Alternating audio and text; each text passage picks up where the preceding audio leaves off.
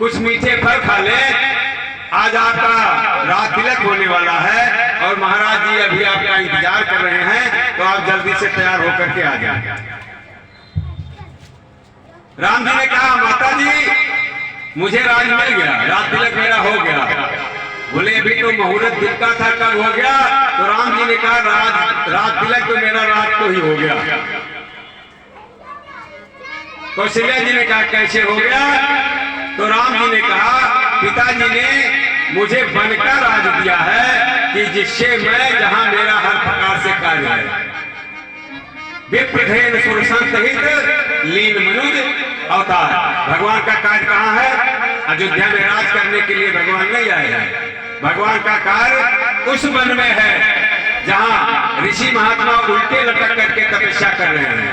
उस वन में है जहां महात्मा अन्न के दाने को ला करके और पत्थर से कूट लेते हैं, पी करके और गंगा जल पी करके तपस्या करते हैं। वहां भगवान को जरूरत है, वहां भगवान का काम है। जहां संत महात्मा नदी में खड़े होकर के तप कर रहे हैं, वहां भगवान की आवश्यकता है। जहां संत महात्मा कुछ भी नहीं खाते, हवा पी करके तपस्या कर रहे हैं और राक्षसों को मार मार के खा लेते हैं, वहां जरूरत है, वहां राम की आवश्यकता है।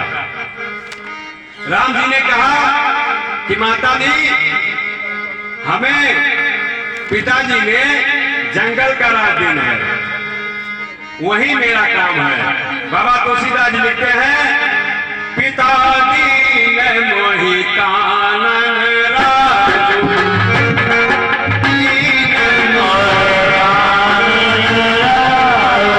जहाँ सब भाग्य मोर काजू।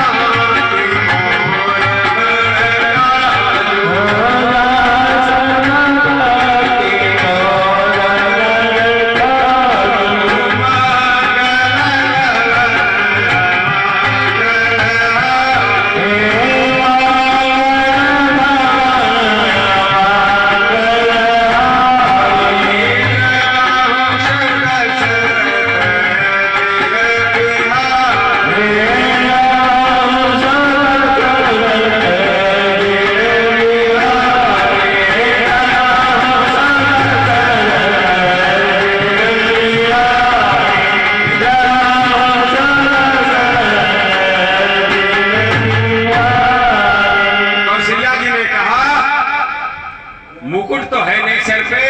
तो राम जी ने कहा माता वन में जो राजा होते हैं उनको मुकुट की जरूरत नहीं होती है, उनके मुकुट नहीं होता, वो बेताज बादशाह हैं, भगवान को मुकुट की क्या जरूरत है।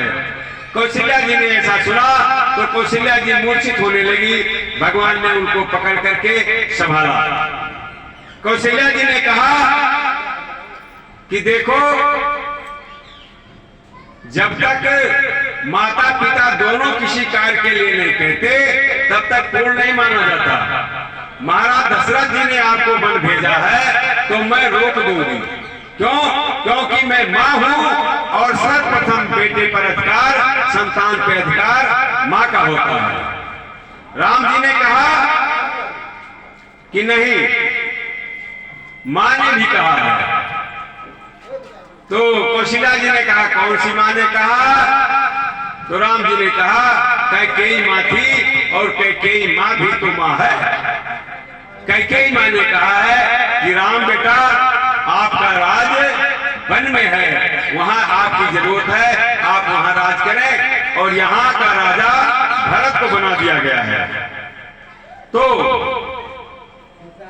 कौशल्या जी ने कहा बेटा यह अयोध्या नष्ट होने वाली है, अभागी हो गई है अयोध्या, जो तुम्हारे जैसे पुत्र को वन में भेज रही है। पितु बन देव मात बन देवी, खग मृग चरण सरोरोह सेवी, बड़ भागी बन अवध अभागी, जो रघुवंश तिलक तुम त्यागी।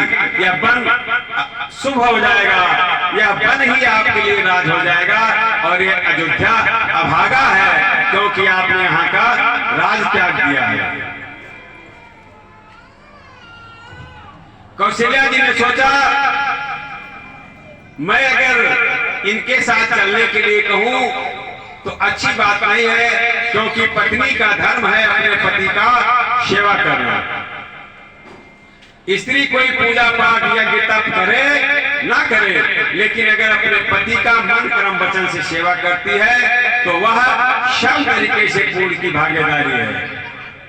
अत्रि की पत्नी अनसुईया कोई तप नहीं किया, कोई यज्ञ नहीं किया, कोई अनुष्ठान नहीं किया। क्यों? क्योंकि पति जब यज्ञ करता है तो उसका आधा भाग पत्नी को सहज मिल जाता है।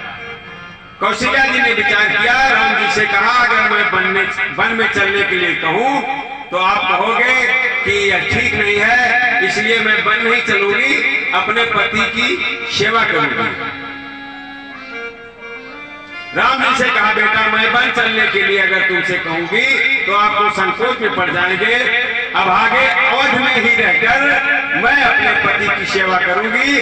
बेटा आप तो सबको प्यारे हो, आप तो जीवों के प्राण हो। और बाबा तुलसीदास जी लिखते हैं